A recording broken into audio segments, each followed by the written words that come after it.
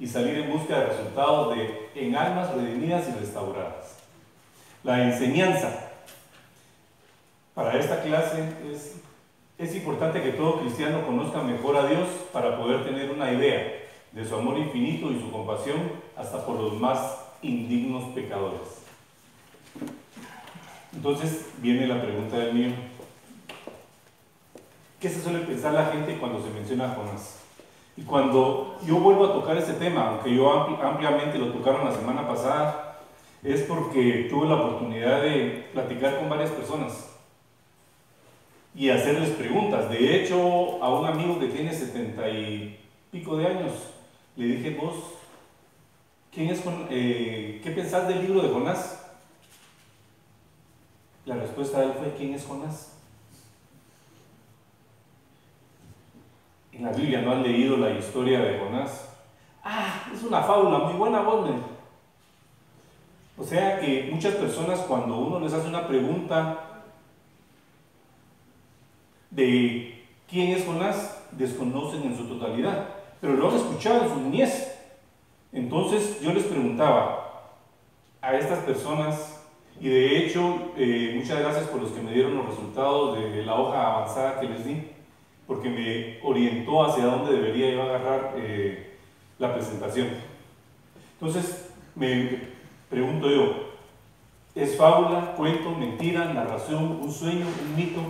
¿Qué es Jonás en realidad? Muchos, cuando me respondieron, fue que cuando yo les pregunté que quién era Jonás o qué me podían decir al respecto, muchos pensaron en un pez grande, en una historia de la Biblia. Otros me respondieron desobediencia. Algunos dicen que el libro de Jonás es la narración de un sueño que él tuvo cuando iba navegando y que tuvo una tormenta, una tempestad en el mar y él cayó al mar, y que otros dicen que no se lo tragó un pez, sino que él se imaginó, como la tormenta era tan fuerte que un pez muerto que había en el mar, él se refugió en él, y cuando a él lo rescataron, él lo que vio también fue un mascarón de un barco que lo rescató. Y para explicarles a ustedes qué es un mascarón, puse esta fotografía. El mascarón es la parte en la proa del barco, o sea, en la parte delantera del barco siempre ponen una figura. Lo han visto ustedes cuando están las películas de los vikingos, que ponen, hay diferentes mascarones, porque quieren interpretar algo imponente, donde van navegando los barcos de guerra antiguos, y que el simple hecho de ver ese mascarón causaba terror, causaba miedo. Entonces muchos se imaginan de que cuando rescataron a Jonás, lo primero que vio del barco fue el mascarón, que es la parte delantera del barco. Entonces muchos dicen que el libro de Jonás es irrazonable, no tiene lógica y que no tiene fundamento. Entonces yo aquí les pongo, porque mencionan de que no es posible de que un hombre pueda ser tragado por un pez y que no lo dijera. Es imposible. Sin embargo, buscando en internet encontré esta publicación de un hombre que estuvo 36 horas en el estómago de una ballena, llamado James Barclay, en el año de 1986. Una ballena, estoy diciendo. Y aquí, en este año, en marzo, el 11 de marzo de este año, este señor fue tragado por esta ballena. Él es un fotógrafo de National Geographic, pero la ballena, después de tragarlo, lo expulsó, porque las ballenas tienen unas como barbas en la garganta que no permiten que entren animales, o ellos solo permiten que entre plancton para poderse alimentar, o peces demasiado pequeños. Entonces, este individuo, hay quienes refutan esa historia, pero está publicada el 22 de noviembre de 1986 en el New York Times. Entonces, ¿cuál es el asunto que yo estoy tratando de representar acá? El libro de Jonás es el más atacado de la Biblia, en algunos casos, por lo que yo pude escuchar. Entonces, yo le decía al pastor hace unos días de que la Biblia es como una cadena fuerte, pero cuando se rompe uno de sus eslabones, se desquebraja en su totalidad. Entonces, la cadena es fuerte. No se puede dar esto, a menos de que los incrédulos así lo crean. Entonces, hay un gran referente de los que no creen en el libro de Jonás, porque el no creerlo desacredita la Biblia en su conjunto. Entonces, voy a hacer referencia a esto. Obviamente el Señor Jesucristo hizo referencia a Jonás. Entonces le voy a pedir a alguien que lea Lucas 11:30. Porque tal como Jonás fue una señal para los habitantes de Nínive, así también lo será el Hijo del Hombre para esta raza. Alguien que me ayude con Mateo 12:39 al 41. Él respondió y les dijo: la generación mala y adúltera demanda señal, pero señal no le será dada, sino la señal del profeta Jonás. Porque como estuvo Jonás en el vientre del gran pez tres días y 3 noches, así estará el Hijo del Hombre en el corazón de la tierra 3 días y 3 noches. Los hombres de Nínive se levantarán en el juicio con esta generación y la condenarán, porque ellos se arrepintieron a la predicación de Jonás, y he aquí más que Jonás en este lugar. Jesucristo hizo mención. Entonces yo les preguntaba, ¿por qué crees estas partes de los libros y no crees los otros? Y el mismo Jesús está diciendo que Jonás existió. El mismo Jesucristo dijo que había sido tragado por un pez, estuvo 3 días y 3 noches. ¿Se cree o no se cree? Entonces, pregunto yo, ¿quién fue Jonás en realidad? Se sabe que Jonás fue un personaje histórico y es identificado como Jonás, el hijo de Amitai, que profetizó a Jeroboam la reestructuración de Israel a sus antiguos límites. Entonces, existió, no es una fábula, no es un cuento. Y cuando hacemos esto, yo me puse a analizar lo que dice la Biblia de que él cuando le dieron la misión, él salió de Jope y se dirigió a Tarsis. Entonces, yo me puse a hacer un pequeño juego de ideas para determinar en qué punto de esto recorrió, o qué distancia recorrió Jonás para que él haya estado en realidad 3 días y 3 noches adentro de un pez gigante que Dios había preparado. Entonces, cuando nosotros vemos esta distancia, encuentro de que hay un promedio de 3.500 kilómetros. En unos puntos dice 3.565 vía aérea, pero el promedio es esto. Entonces, cuando yo veo ese promedio, hago una referencia. No quiere decir que sea una ballena, ahí dice un pez.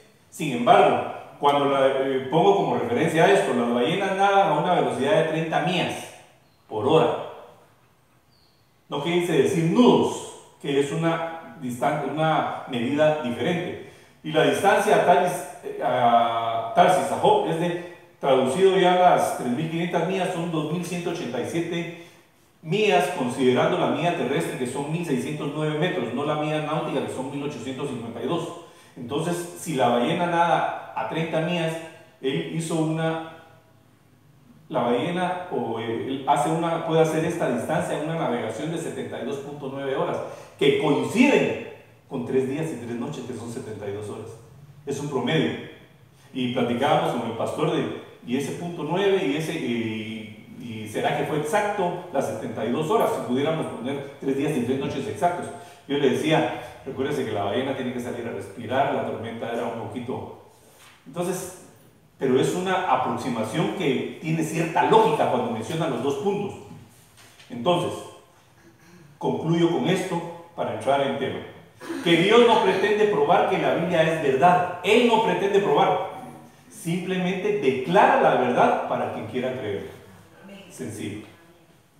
No tenemos que estarle preguntando a la gente si cree o no quiere. ¿Quiere creer? Va a creer. Si no quiere creer, no va a creer. Pero a medias no se pueden hacer las cosas. Un mal ejemplo, y pido disculpas por ello, pero una mujer no puede estar media embarazada. O está embarazada o no está embarazada. ¿Se cree o no se cree? Pero no podemos creer unos libros y otros no.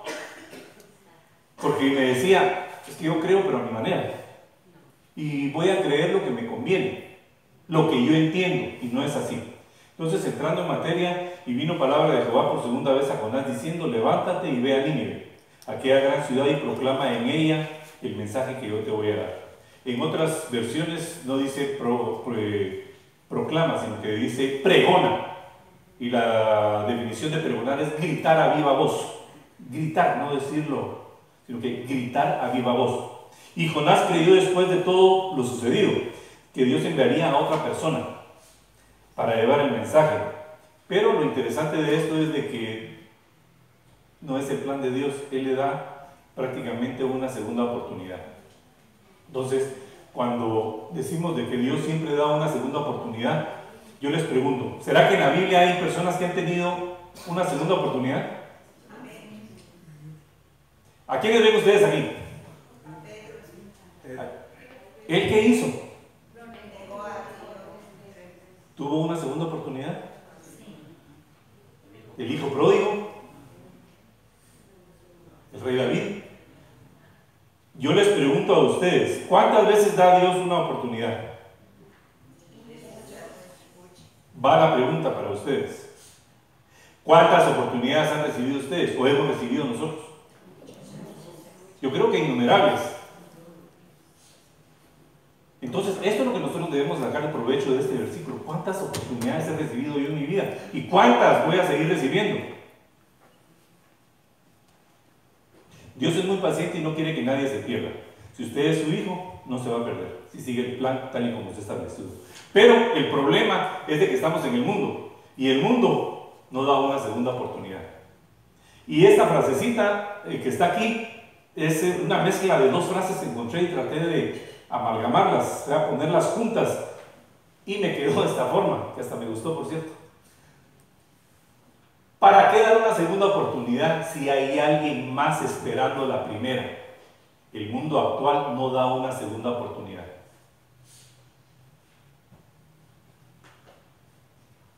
Ejemplo, gerente financiero de una empresa. Desfalca la empresa, sale huyendo, al año viene y se arrepiente y regresa a la empresa. ¿Qué va a suceder? Le van a decir bienvenido, gracias por haberse arrepentido, por favor vaya a sentarse, su silla lo está esperando. No, primero hágase meterlo a la cárcel. No hay una segunda oportunidad en nuestros tiempos. El mundo no la da. Entonces, cuando Dios diseña un plan, no hay nada que lo interrumpa. Dios salva a Jonás, le da una segunda oportunidad, lo restaura espiritualmente y lo envía de regreso a Nínive. No hay vuelta de hoja. Aquí lo que les quiero decir es lo siguiente: aunque nosotros querramos o no querramos, cuando Dios decide algo, así se va a hacer. Y nos lo va a dar, va a hacer que cumplamos su orden a través de segundas oportunidades. La licenciada Nancy dijo en la última predicación que tuvo de que no es opción, no hay opción. Se tiene que cumplir porque es un mandato. ¿Lo dijo así o no lo dijo así? Entonces, levántate y ve a Nínive, aquella gran ciudad, y proclama el mensaje que yo te diré. Sorprendido de esta misericordia divina, le concedía una segunda oportunidad para ponerse a cuentas con Dios. Y Jonás emprende el camino hacia Oriente. Imagínense ese privilegio de ser enviado 2 veces a cumplir la misma misión, pese a que falló en la primera. Lógicamente, él, aunque se arrepintió, pidió perdón, pero él en el fondo no va muy convencido de ir a cumplir esa misión, y les voy a decir por qué. Porque él para principiar, tenía que hacer un recorrido de 800 kilómetros a pie. ¿Cuánto recorremos nosotros al día? O pudiéramos recorrer en estos dorados tiempos que hay carreteras. 20 kilómetros al día, 30 kilómetros al día. He conocido casos donde recorren hasta 45 kilómetros al día. Pero en un terreno donde hay mucho calor, donde hay piedras, donde hay arena, yo creo que le tomó un poco de tiempo 800 kilómetros. Yo me recuerdo que cuando iba a Petén, en avión hacía 1 hora, cuando estaba de alta, y por tierra eran 12 horas de viaje, y no eran 800, eran 600 kilómetros nada más. 12 horas. Entonces, Nínive, como una ciudad,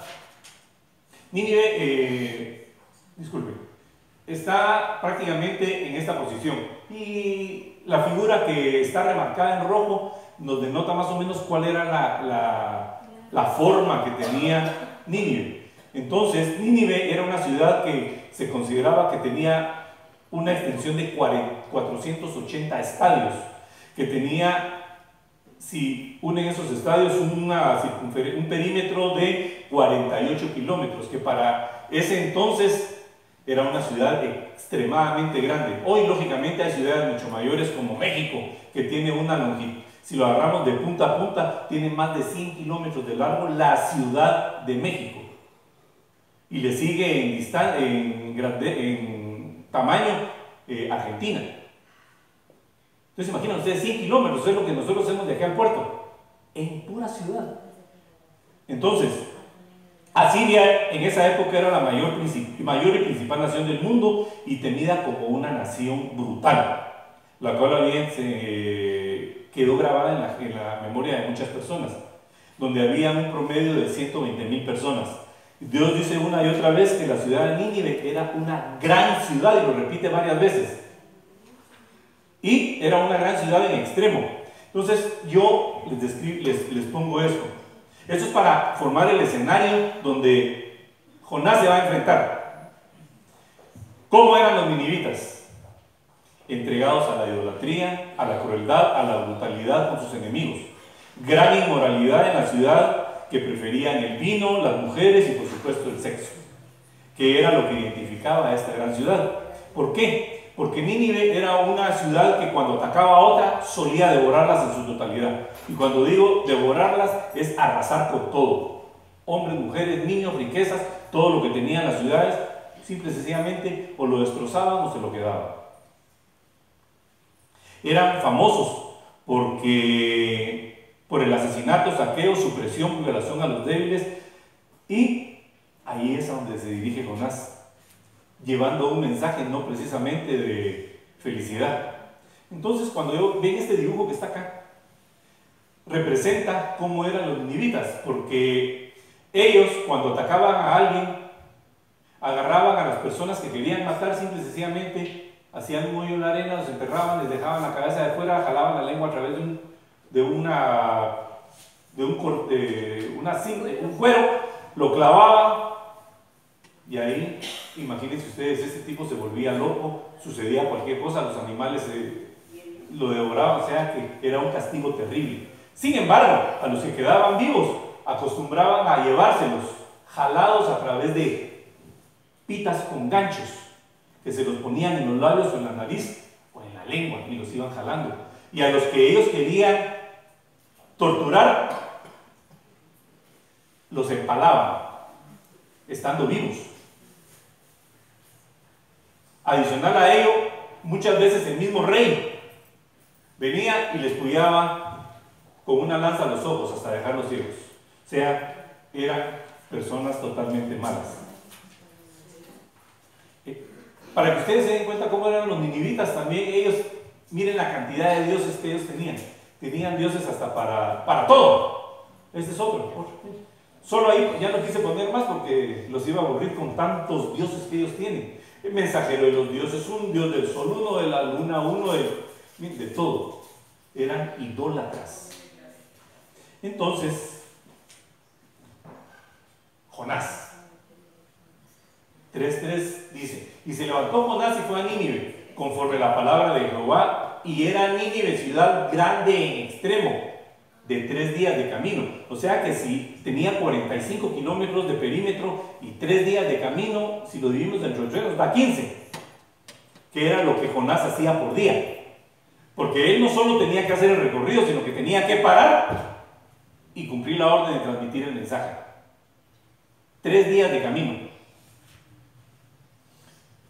Él se dirige a Nínive conforme a la palabra del Señor. Jonás se dio cuenta que en ese momento que no era lo que él quería, sino todo debía hacerse de acuerdo a lo que Dios le estaba designando. Nínive eran 3 ciudades, no solo era una, pero Nínive era la capital. Y aquí se me olvidó decírselos en las 2 transparencias anteriores, pero vamos a dejarlo ahí. La pregunta de esto es: ¿se han encontrado ustedes en una situación similar donde les están dando una misión que tienen que cumplir y ustedes no estén con el deseo de poderlo hacer? ¿Han encontrado ustedes? Me gustaría que pusiera un ejemplo, que sea por pequeño que sea. ¿Quién me quiere apoyar? ¿Quién quiere participar el día de hoy? Aportando un ejemplo. Sí. Yo tengo no problema, pero por ciertas circunstancias, una hermana mía no tenemos buena comunicación. Y para mí ha sido difícil, ¿verdad? Porque yo espero la mala reacción de ella, ¿verdad? Si yo me acerco a ella. Entonces, ese es un ejemplo, pues, porque por estar pensando en la mala reacción, no doy ese paso que tengo que dar. ¿Y cuál es su misión? Conciliarse con ella. Porque no podemos estar sin estar a cuentas con alguien, porque no va a servir absolutamente de nada todo lo que nosotros hagamos después. Si nosotros no estamos a cuentas con él, lamentablemente yo tengo muchos ejemplos que pudiera ponerles. Un montón de ejemplos. Empezando con mi papá, siguiendo con mi suegra. O sea, si yo me pongo a analizar eso, digo, yo estoy cumpliendo la misión. Y las condiciones en las que yo estoy ahorita, yo pudiera darle solución si tuviera voluntad. Pero en las condiciones que estaba Jonás, él estará alegre. ¿Será que él había estado alegre después de haber estado 3 días, 3 noches en el estómago de un pez, caminando 800 kilómetros hacia donde tenía que estar y todavía estar 40 días orbitando, llevando el mensaje? ¿Será que las condiciones son las mismas? Si él pudo, yo creo que nosotros estamos en condiciones de poderlo hacer. Y comenzó Jonás a entrar por la ciudad camino de un día. Y predicaba diciendo, de aquí a 40 días Nínive va a ser destruida. Con eso aún, de que el mensaje no era nada halagador. Y el escenario donde él iba con la mente de encontrarse con un montón de guerreros despiadados. Interesante. ¿Cuánto le habría demorado recorrer ese terreno? Cuando yo les hice la mención de pregonar, les dije gritar a viva voz. ¿Cómo haría él para llevar el mensaje? Yo me puse a analizar dónde comía, dónde dormía, de dónde sacaba él fuerzas para poder cumplir con su misión. Le ponía atención a la gente. Lo vamos a ver después. Hoy tenemos radios, parlantes, bocinas, tecnología, internet que nos permiten llevar el mensaje. Yo les pregunto a ustedes, ¿quién lleva el mensaje teniendo estas facilidades que tenemos hoy? En la comodidad que vivimos hoy. ¿A quién se le dificulta? Sí, por favor. Bueno, yo soy radiodifusor, empresario de la radio desde hace muchos años. Y actualmente funcionan 2 emisoras cristianas, una en Escuintla y otra en Frutillar. No es suficiente para la grandeza de nuestra responsabilidad, pero hay que comprender que es la suma de los esfuerzos lo que cuenta y no una sola lucha de alguien. De manera de que, en ese sentido, yo me agrego al esfuerzo que hace esta iglesia por difundir la palabra de Dios, aunque las emisoras, digamos que no son mías, son del Señor. Yo he aprendido, hermanos, a ser administrador de Dios y estoy en eso. Por lo tanto, hermano, esa es mi participación. Muchas gracias. Y lo que usted acaba de decir es importante porque me va a servir como gran referente con el estudio que sigue. Gracias por su aporte. Pero la pregunta es la siguiente, la vuelvo a reformular. A su vecino, a sus familiares, a los que tienen orbitando alrededor de ustedes, a sus compañeros de trabajo. Lo hacen, lo hacemos. Amén. Pero no todos. Miro caritas extrañadas. Porque estamos cómodos.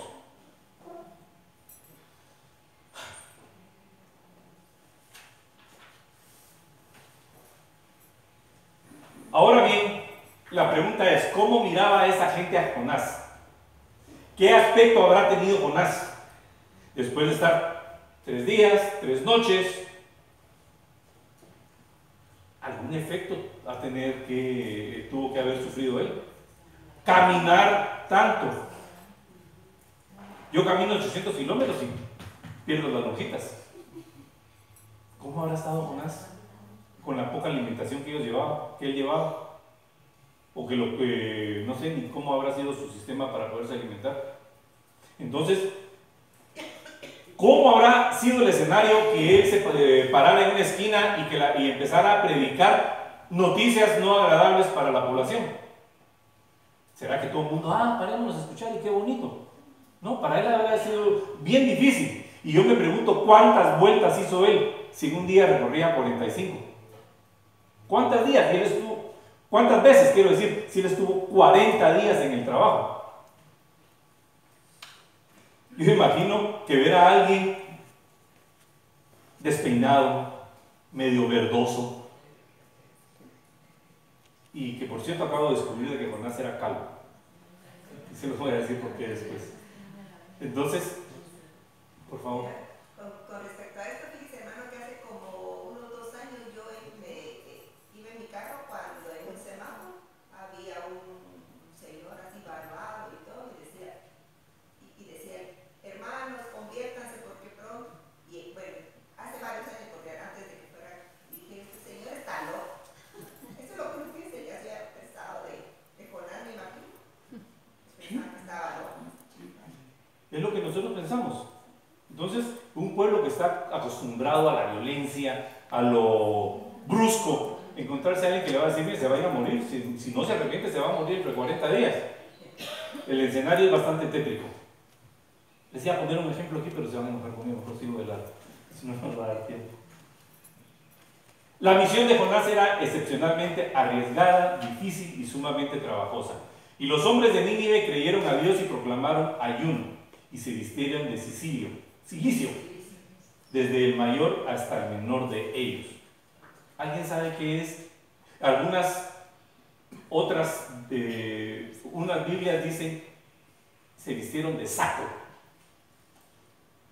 Porque yo cuando escuché silicio, inmediatamente, a mi mente llegó que era un metal. No sé por qué vino a mi mente. Entonces empecé a buscar qué era. ¿Alguien me puede decir qué es? Así, en cuestión de 10 segundos, no más. Es una tela muy especial que ellos usaban precisamente cuando tenían ese acto de arrepentimiento. Muy bien. Entonces, cuando yo les hablo de silicio, tejido burdo hecho generalmente de pelo de cabra, se va en señal de duelo y de aflicción y usado con frecuencia. Si no habitualmente, los profetas, disculpen el error, y por los cautivos. La vestimenta se parecía probablemente a un saco hendido por delante con aberturas para la cabeza y los brazos. Eso raspaba. No era nada agradable. Y aún, si miramos esto, faja de cerdas de cadenillas de hierro con puntas o vestidura áspera que se usaba para pedir penitencia. Imagínense, no sé por qué vino a mi mente que algunos que se flagelan hoy por hoy pidiendo perdón por sus pecados. Sentarse sobre ceniza y ponerse eso era señal de arrepentimiento. Indicaba un profundo arrepentimiento y una voluntad de cambio y transformación interior a una vida sencilla, humilde, lejos de las vanidades de este mundo.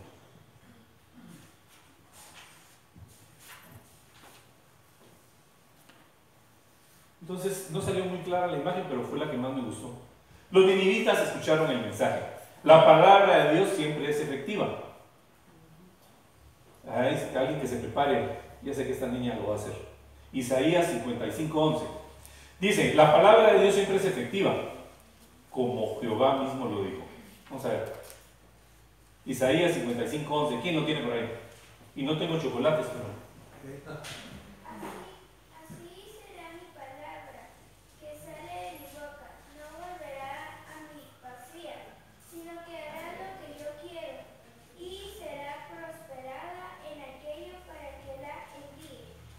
Interesante, ¿verdad? Es una orden. La palabra de Dios se va a cumplir, nos guste o no nos guste. Ahora yo les pregunto a ustedes, ¿qué es lo que Dios le pide a una persona? Obediencia. Bien. Obediencia. que crean en Él. Ahora la pregunta es, ¿qué debemos de creer nosotros? ¿En qué creemos? Y va a la siguiente, y voy a darles, aquí cometí un errorcito, pero voy a regresar al tema. Y llegó la noticia hasta el rey de Nínive, y se levantó de su silla y se despojó de su vestido, y se cubrió con cilicio, y se sentó sobre ceniza e hizo proclamar y anunciar en Nínive por mandato del rey que a sus grandes diciendo: hombres y animales, bueyes y ovejas, no gusten cosa alguna, no se les dé alimento ni beban agua, sino cúbranse de cilicio, hombres y animales, y clamen a Dios fuertemente, y conviértanse cada uno de su mal camino, de la rapiña que hay en sus manos. Cuando la gente comenzó a hacer eso, estaban demostrando un arrepentimiento profundo. Ellos estaban ante Dios clamando por misericordia. Ellos van a... Y el resultado de esto es simple y sencillamente apartarse del pecado. Si nosotros pedimos a Dios misericordia, nos vamos a dar cuenta que Él es misericordioso y que nos obliga a estar totalmente separado o apartado del pecado. Usted no puede apartarse de Él y usted no puede acercarse a Él y no apartarse del pecado.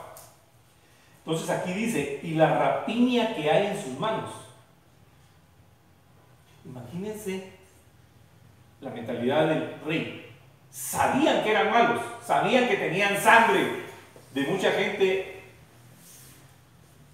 con ellos. ¿Cómo de la noche a la mañana buscar un cambio brusco y repentino? Estas eran personas violentas que se entregaban a motines y disturbios y que se alborotaban fácilmente. Ahora el rey les dice que deberían de apartarse de todo y proclamar a Dios y pedir misericordia. Y cuando dice de aquí la rapiña que hay en sus manos, yo les pregunto a ustedes, ¿de qué nos debemos despojar cada uno de nosotros? Del viejo hombre. Del viejo hombre, ¿qué más? El pecado. Del pecado. ¿Alguien más? Desobediencia. De la desobediencia, del orgullo.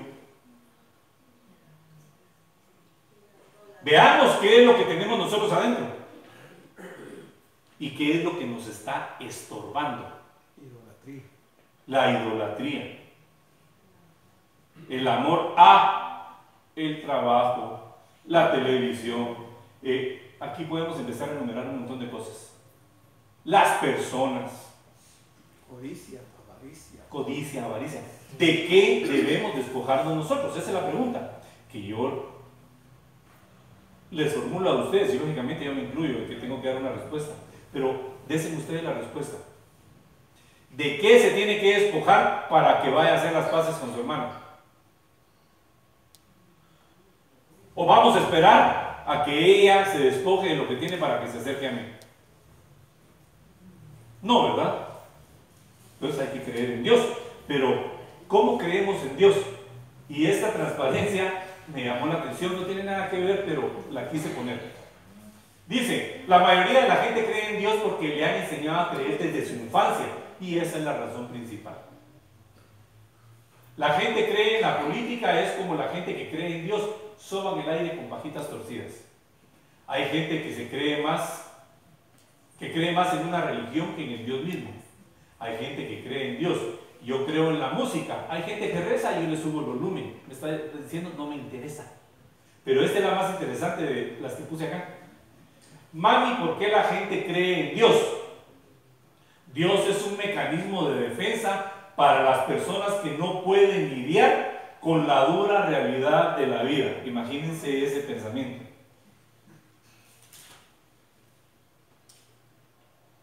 ¿Quién sabe si se volverá y se arrepienta a Dios y se apartara del ardor de su ira? Y no pereceremos.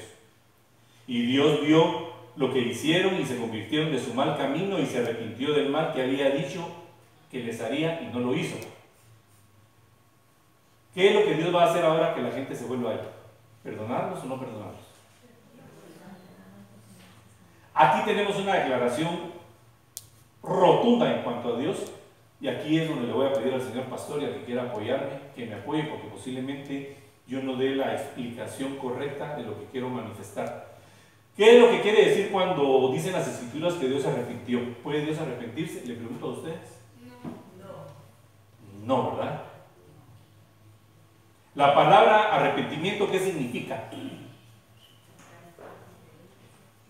Tanto en el Antiguo como en el Nuevo Testamento significa un cambio en la forma o manera de pensar. Entonces la pregunta es, ¿Dios puede cambiar su forma de pensar? ¿Dios es inmutable? O sea que Dios nunca cambia su forma de pensar. No, ¿verdad? Él es el mismo ayer, hoy y para siempre. Y la inmutabilidad de Dios no cambia. Entonces, aquí viene lo interesante. No hay razón para que Dios cambie. Él conoce el fin desde el mismo principio. Esto es un pensamiento que encontré por ahí que me gustó. Que dice, si no ha funcionado a tu manera, Dios no te ha fallado. Justo lo contrario. Él está planeando algo mejor.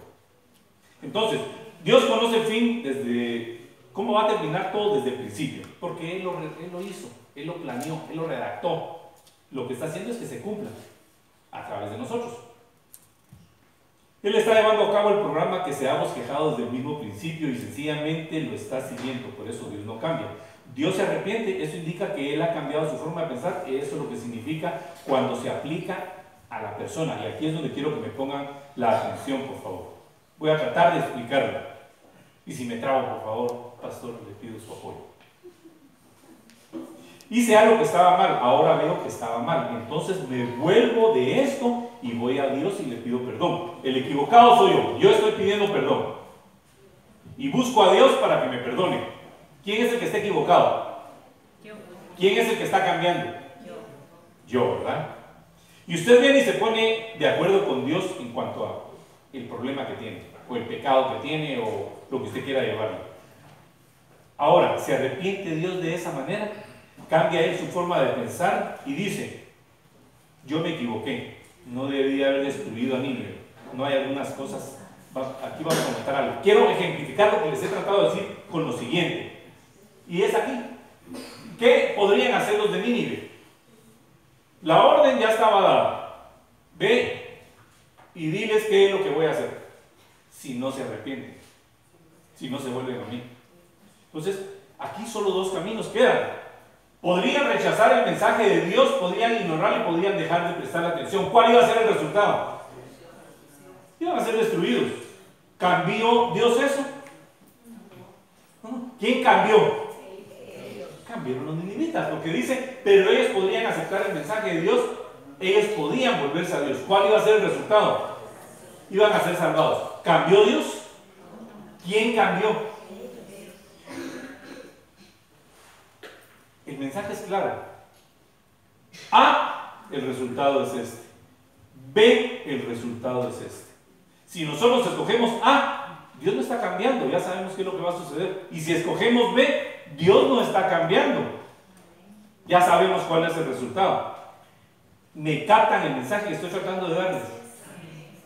¿Quién es el que debe cambiar?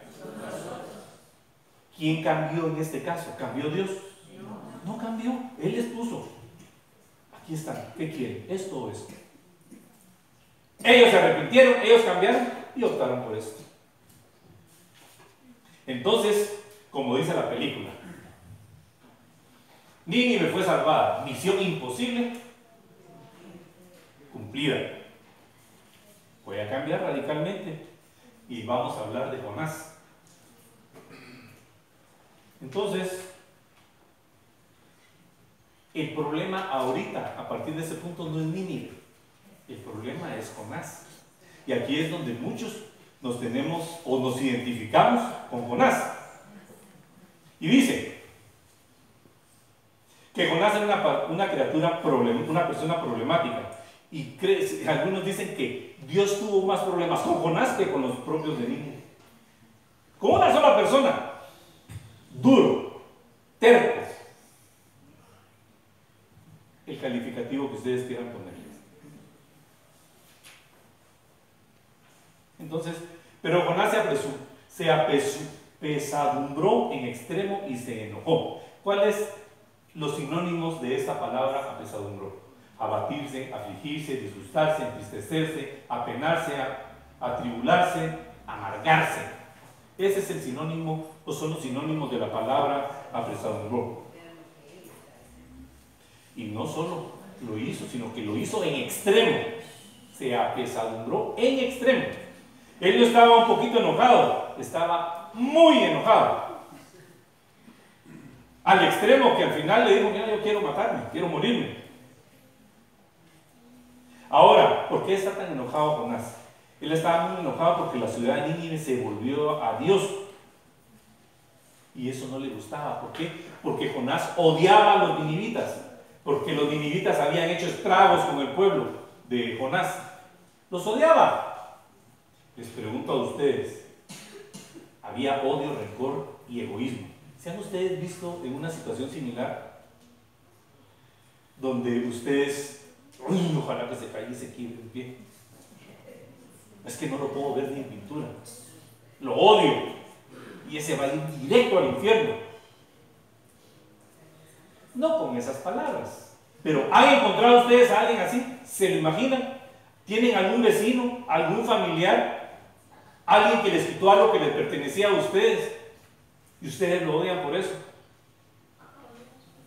O sea, estamos haciendo la analogía y esa es la razón del estudio. Nosotros comparándonos con este personaje de la Biblia, Jonás.